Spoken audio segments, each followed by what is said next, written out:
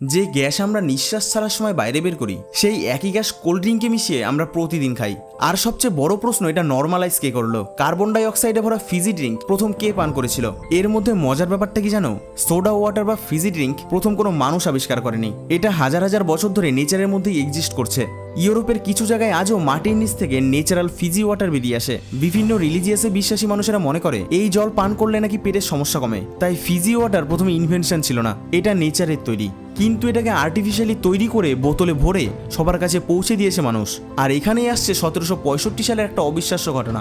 ইংল্যান্ডের scientist Joseph প্রিস্টলির বাড়ি ছিল একটা বিয়ার ফ্যাক্টরির পাশে। তিনি লক্ষ্য করেন বিয়ার ফার্মেন্টেশনের সময় একটা গ্যাসের স্তর উপরে ভেসে থাকে, আর সেই গ্যাসটাই ছিল কার্বন ডাই অক্সাইড। তখন তার মাথায় একটা আইডিয়া আসে। তিনি ভাবেন যদি এই গ্যাসকে জলের মধ্যে মিশিয়ে দেওয়া যায় তাহলে মানুষ বাড়িতে বসেই সেই ন্যাচারাল ফিজি ওয়াটারের স্বাদ পাবে, তাও আবার অনেক কম খরচে।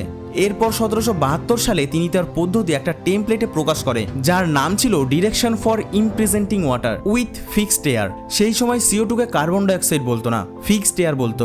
এরপর এই প্রযুক্তি আরো উন্নত করে সুইডিশ রাসায়নবিদ টারবার্ন বার্গম্যান, আর সেখান থেকেই শুরু হয় কার্বনেটেড ওয়াটারের বাণিজ্যিক উৎপাদন।